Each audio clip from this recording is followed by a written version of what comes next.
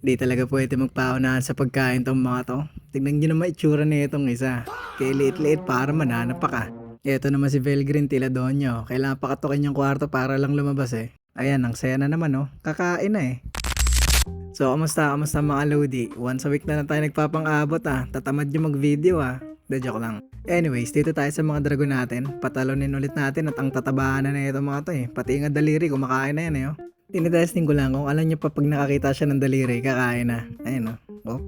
Uy, easy lang boy. Eto na. May nabasa nga pala akong comment. Bakit daw parang pinapahirapan ko pa sila pag pinapakain. Pinapatalon pa, pwede naman ibigay na lang. You know, kita mo yon. Nangangas kasi, di ba? Pero syempre bukod sa maangas, parang pinapakick in ko lang ba yung instinct nila na kailangan nila mag-hunt para makakain. Feeling ko enrichment na din sa kanila yan eh. Physically kasi tumatalon eh, exercise na din yun. Pero feeling ko lang yun. Ang mahalaga, active na active sila pagdating sa kainan. You know, ito nga isa, nag-aantay pa yo. Natatakam na din si Milim eh. Sinubukan ko tuloy magpaunahan sila. Pero bias tayo dito kay Liet kasi mahirapan umangat yan eh. Pero nakakalipat pa rin talaga ng bahay si Milim eh. Isa pa.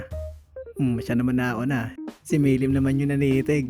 Last na, baka manggigil si Milim eh. Yung ulo ni Liet yung kainin eh. Ayun na nga, natakot na, tamakbo na. Geli ka na Milim, ikaw na mapapakainin ko. Nakakatalong ka pa ba? Taba-taba mo na. Testing. Tignan nga natin. Nagdadalawang isip ka na yata eh. Yawn. Kaya pa. Baka Milim yan. Di mo talaga ako binibigo eh, no? Kahit lumalaki ka na eh. Nasa na? Nawala? Gulat ka, no? Magic ba? Ha? Nawala? Ang kulit din talaga na ito minsan eh, no? Siya, ito na, kumain ka na. Siyempre, ilan-ilan lang naman yung pinapahunt natin sa kanila. The rest, binibigay na natin. Kasi abutin tayo ng siyam-siyam nun, pag ganun. Dito naman tayo sa Donya na si Velgrin na kailangan pakatukin. Diyos ko Lord. Labas na, Velgrin. You know, tila ako Shopee delivery sa'yo ah. Ikaw ba, marunong ka pa kapag nakita ka ng delivery kakain ha? Marunong pa. So ano, ganito na lang tayo. Paikot-ikot. Diba eh, no? Hindi ka napapagod. Nauna pa ako makawit sa'yo kaysa sa headbang mo ah. Lupit ah. Ito, bihira ako ng paghanti ng pagkain. Binibigay ko na lang. Medyo garapal na eh. Masakit na mga gat din eh. Sige, banata mo ng banata ng gat may dubya.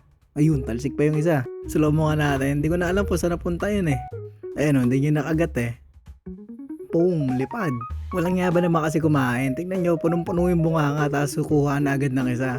Ayan, nalaglag din tuloy ulit. Di ah? Pag ibibigay mo nila para mabubulunan pa sila sa pinagagawaan nila eh.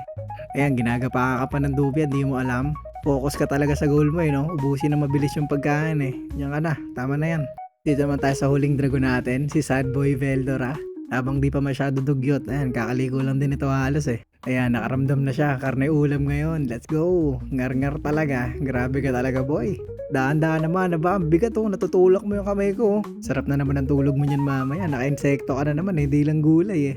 Siya, since tapos na kumain lahat ng dragon natin, yan na lang din muna for today mga Lodi.